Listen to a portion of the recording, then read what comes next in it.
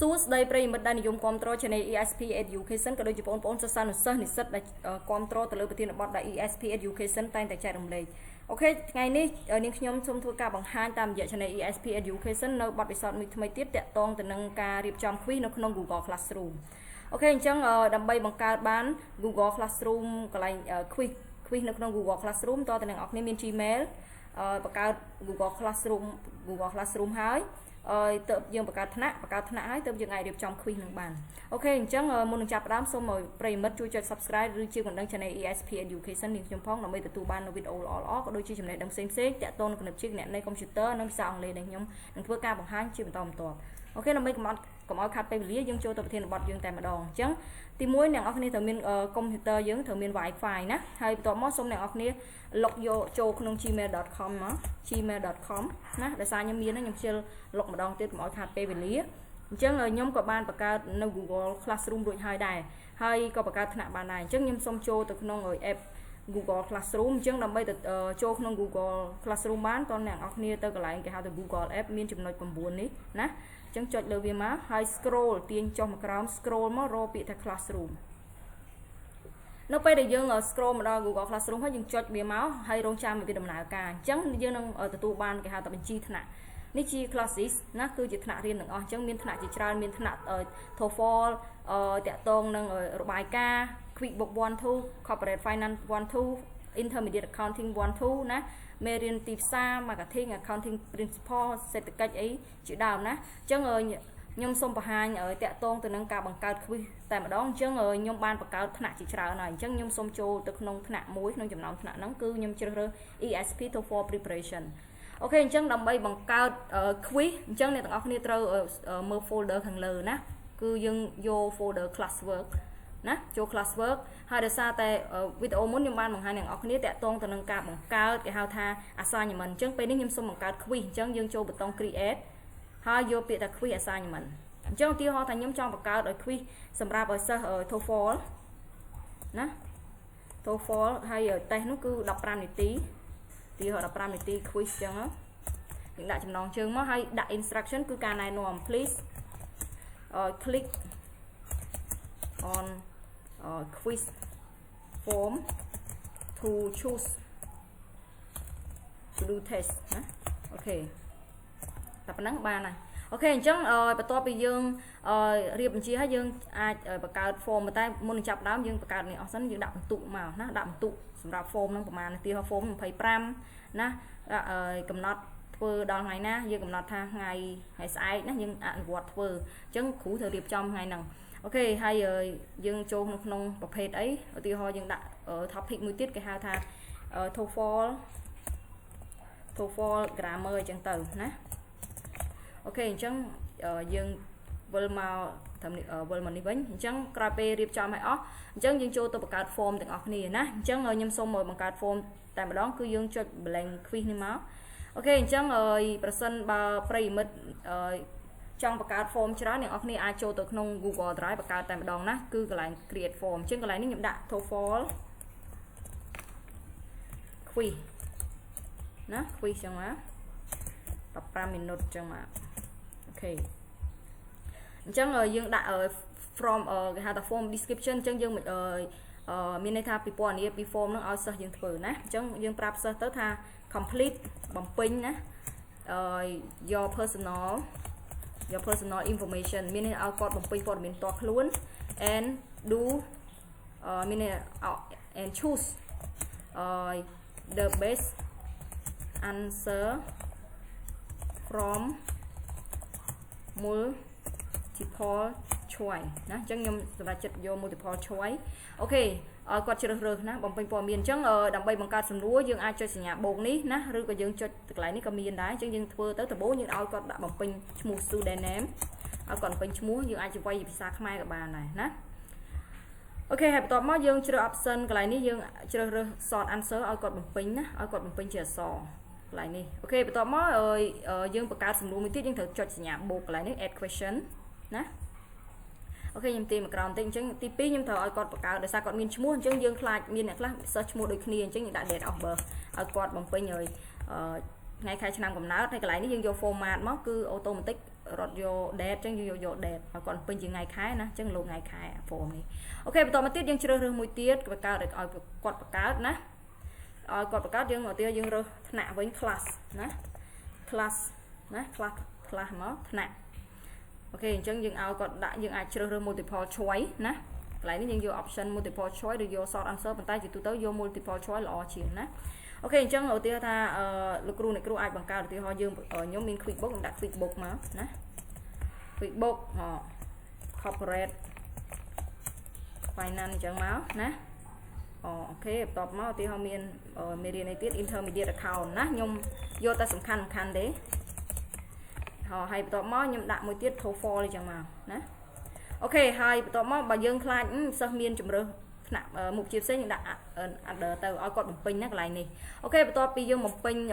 គាត់បំពេញព័ត៌មានយើងចូលដល់បង្កើតសំណួរយើងចុចប៊ូតុងដូចគ្នា add question បន្តមកណាហើយ scroll ចុះមកក្រោមដើម្បីបំពេញទៀតសំណួរទី1ណាយើងដាក់មក when I ចុចណា a book yesterday's my phone ចុចណា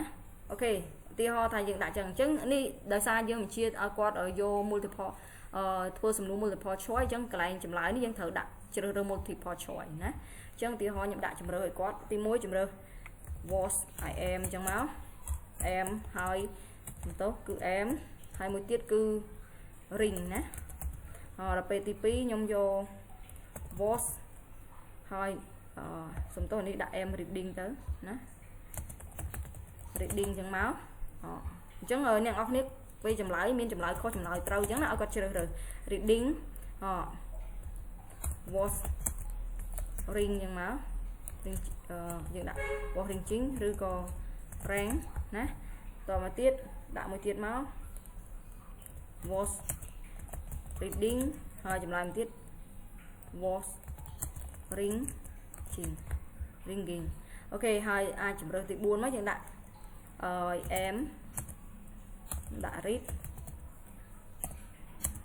rang ណាទីហោអញ្ចឹងមកអញ្ចឹងយើងដាក់ឲ្យគាត់មកហើយចម្លើយមួយក្នុងចំណោមគឺជាចម្លើយត្រឹមត្រូវណាអូខេបន្ទាប់មកទៀតបើយើងហើយក៏ហើយទៅឧទាហរណ៍ថាខ្ញុំបង្កើតតាមមួយសំណួរហ្នឹងដើម្បីកុំឲ្យខាត់ពេលវេលានិងកុំឲ្យបង្កើតវីដេអូវែងពេកអូខេអញ្ចឹងចូលដល់កន្លែងចំណុចខាងក្រោមទៀតអ្នកនរគ្នាអាចដាក់ឧទាហរណ៍យើងចង់ដាក់ logo សាលាយើងចុច add ណាតែសម្រាប់សំណួរនីមួយៗអ្នកនរគ្នាអាចកែបានទាំងអស់ហ្នឹងណានៅតែអាចកែបានទាំងអស់ហ្នឹងអត់ជាបញ្ហាទេគ្រាន់អ្នកនរគ្នាចុចទៅលើវាទៅអ្នកនរគ្នាអាចកែបន្ថែមរូបបន្ថែមអីបានទាំងអស់ណាអូខេអញ្ចឹងខ្ញុំមកចង់ដាក់ logo នៅខាងក្រោមមួយទៀតណាហើយកន្លែងនេះយើងគួរតែដាក់ option កន្លែងនេះផងណា complete ណាបើសិនអត់នេះយើងដាក់ require ណាឲ្យគាត់ដាក់យើងត្រូវដាក់បើក require នេះដើម្បីបើសិនបើគាត់អត់ពេញឈ្មោះវាអត់ឲ្យទៅមុខទេណាបើយើងអត់ដាក់អញ្ចឹងអត់បានទេណាអញ្ចឹងយើងដាក់កន្លែងនេះអស់ទៅ require អស់ណាព្រោះយើងខ្លាចយើងវិញថ្នាក់គួរតែបើក require ផងណាខ្ញុំលេខប្រាប់ណាអូខេហើយយើងឲ្យគាត់ require យើងដាក់ require ទាំងអស់ណាបើអត់ឆ្លើយណាមួយគឺអត់ឲ្យចេញមកទេអញ្ចឹងដើម្បីជួយឲ្យសិស្សកុំឲ្យគាត់ submit មកខ្វះចម្លើយយើងអូខេហើយបន្ទាប់មកទៀតយើងចង់ add សំណួរឧទាហរណ៍រូបថត logo សាលាអីយើងអាច add ចូលបានណាអញ្ចឹងខ្ញុំចូលទៅក្នុងរូបភាពរបស់ខ្ញុំទៅហើយខ្ញុំ download រូបភាពណាមួយយកមកដាក់ឧទាហរណ៍ខ្ញុំរើសបោះសាលាខ្ញុំអញ្ចឹងគឺឧទាហរណ៍របស់ខ្ញុំគឺនេះ logo channel ខ្ញុំណាខ្ញុំដាក់មកអូខេឧទាហរណ៍អញ្ចឹងទៅខ្ញុំដាក់ ESP Education ណាអូខេបន្ទាប់មកឧទាហរណ៍ថាយើងចង់បន្តបង្កើតសំណួរទៀតយើងចុចបានទៀតណាយើងអាចបន្តក្នុងក្រោមទៀតក៏បានដែរណាលេខ2មកណឬក៏យើងដាក់អីស្អីទៀតមកណាអូខេខ្ញុំក៏បង្ហាញប៉ុណ្ណឹងទេហើយបើសិនមកអ្នកនរគ្នាចង់លុបសំណួរទៀតអ្នកនរគ្នាទៅវាយទៅអត់ចង់បង្កើតចង់លុបចុចប៊ូតុងកន្លែងនេះខាងក្រោមនេះលុបទៅណាអូខេអញ្ចឹងមួយទៀតខ្ញុំចង់បង្ហាញតាក់ទងការបន្ថែមវីដេអូអញ្ចឹងកន្លែងនេះគឺយើងអាចដាក់វីដេអូបានណា add វីដេអូមកអ្នកនរគ្នាយក URL ក៏បានដល់យកពី YouTube យកពីអីក៏បានណា URL copy URL វាមកដាក់មកឧទាហរណ៍ខ្ញុំមាន channel YouTube របស់ខ្ញុំដាក់ youtube.com/esp101 ណាអញ្ចឹងអ្នកនរគ្នាវាយតាម address នេះក៏បានដែរដើម្បីរក YouTube ខ្ញុំលឿនណាអូខេឧទាហរណ៍ខ្ញុំពេញចិត្តវីដេអូណាមួយខ្ញុំ copy មកដាក់មកឧទាហរណ៍ខ្ញុំពេញចិត្តវីដេអូ mở nhưng pin chật video mà nè thì họ nhưng pin chật video số xe bài ca sầm nào ở trong màu nè ok chẳng nhưng ai copy vía nè dương ở màu sẽ đám đưa video nó hay vô bị copy link address nó vô mà đạm màu ok xong tôi đặt này nè để sao dương vô thua form blank quick Google form nè chẳng dương pha về máu nè video nó trông đó hay select máu ok trong video nó nâng cao nè hay question nơi tập to thua ban là hôn nó học chụp ảnh 2 tỷ hay nếu dương ai sẽ report tích máu nè report writing proposal thì chẳng từ nè vì không có thiên báo đấy tay khỏi nhưng mà ti ho này ngọc nghĩa đằng nè ok hay person mà dương trong lúc ti ho dương thua hết dương lúc dương chọn lại đi móc chỉ ca sạch nè ở đây bánh hai logo có đôi khi đấy dương ảnh lục địa bàn được sợi màu nè ở bên bánh hai nhưng còn lúc chọn lại màu hay sầm núa question ấy bây dương khóc dương ai cho cái nó lơ vi khỏi chọn to đầm đòn hay person vào trong lúc nó dương thử tiên mà hiện cào tích hoặc lại nè nè cái hào delete button delete ok hay complete nè tiền bài đi khoai nè xong mà trẻ còn bắt bài nè đâm bây giờ chui rung lực sao dương phòng ok hay chấm pua form dương bạch sale tới dương vừa tới viên đằng sale ô tô tới nông cái hào Google tải tạm đó dương còn bật tới hào nè ok cho nhìn xong bật YouTube channel bằng nhóm hai ở tiêu dương cao tập năng tế form mà dương hai cái lại nó dương ai add cái add link mà dương mà tiêu ho nhưng trong vô link bằng nhóm một tiêu thấy ESP rồi học tập làm bay dot wix wixsite.com nè /esp rồi học tập làm bài nè website bên nhóm dùng đạn chẳng nhóm ai copy mà đạn URL nó dùng mà đạn rồi còn nhóm ai sẽ save to các bạn và dương chấm dương bạch tôi copy các bạn dương sẽ save to các bạn hay add link mà nè ok person mà dương trong test tao website này ngã cáo dương thử chọn nè ok person mà nè ở phía chat ở đây thế nè nhóm bạch ở đây các bạn này tiêu nhóm trong nhóm chấm nhóm vay atps chọn pi ok nó chọn pi muốn muốn hay vậy trong click ở này ok này kì chọn pi muốn nè chọn pi này máu ESP rồi học sub làm bài .blogspot.com của bạn này nè ok chẳng nhóm add link máu nè chẳng nhóm chấm dương bạch ở ní cho copy link của bạn dương hao vi tầm đó có màu này nè ọt chụp ảnh 2 tỷ hai bật copy nè ngọc nia thôi hai và xong mà trong cái tiếp cài cho ọt tới dương xe assign nè chấm pu form bạch sale tới bên tay chấm pu Google Classroom tại tôn ní cứ dương thử tại assign mùi nè bên tay form dương mình ai cho rồi từ mưa form miền ba luôn tên này đã tiền á chẳng nó bây để search line sẽ dương còn ai mơ tha sầm nua này sầm nua lượng dương và cả mình nhá ta phần đăng nghề ok hai bà dương ở bà lục ru này ru trong mơ pi tình này bao giờ rư cả mơ pi chấm lại sẽ ấy đòi dương cho từ nông Google trái nè chẳng tiêu ho thành nhâm cho Google trái nhưng sống bật này nhưng mà ở tiếng bạch mạch bắt các bạn á cho Google Drive tam Gmail ấy dương cho cái lại Google App được kia nè chọn lên Google App miền chấm lại cùng muốn nó hay vô bị Drive nè hay là crew xoay rồi form đại dương how to question TOEFL quiz nâng máu nè nè chấm non chương lại ní nè lại ní nè hay nhưng chọn lời về máu chân nè nhận là crew anh mơ và sân mà miền search line nè là crew mơ response nó đời xa tạo miền chấm lại miền toàn miền search là line chlong mùi dưỡng chân giận miền thì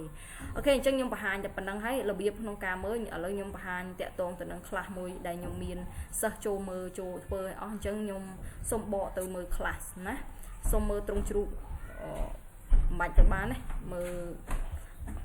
nó nông nè mơ nhung nè ok form bao nhóm corporate finance thu mơ là sao những trực thầu cho Google tải được nè đây chắc những chuyện mơ là như tới này sao nhóm ở corporate finance thu có lại nè bên sao nhóm cùng bảy nè bạn ở sao nhóm 7 4 nè lẩu nè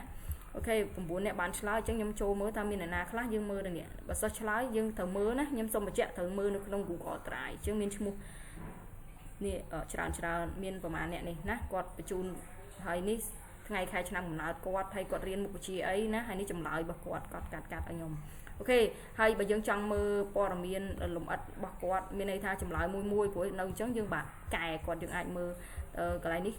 chấm lại anh ấy sầm núa ok ní dương mơ individual bạc quạt miền này tha lệnh muối sa ti muối là cái dương mơ tới niệm quạt này non chung mùi sầm ươn tàu có mất ti pi nè mùi cái dương mơ tới trắng miền chung khó nè nè ok ចឹងហើយចម្លើយខុសគ្នាដែរអញ្ចឹងសូមអរគុណចំពោះការយកចិត្តទុកដាក់ស្ដាប់តាំងពីដើមដល់ចប់ហើយវីដេអូខ្ញុំសូមបញ្ចប់ត្រឹមហ្នឹងហើយក៏សូមអភ័យទោសរាល់កំហុសឆ្គងដែលកើតឡើងក្នុងការបកស្រាយសូមជួយចុច Subscribe ជាបណ្ដឹង Channel ESP Education ដើម្បីទទួលបានវីដេអូល្អៗតាក់ទងភាសាអង់គ្លេសគណនេយ្យកុំព្យូទ័រនិងគណិតវិទ្យាក៏ដូចជាមុខវិជ្ជាផ្សេងៗផងដែរអរគុណច្រើនសូមគោរពលាជួបគ្នានៅប្រធានបទថ្មី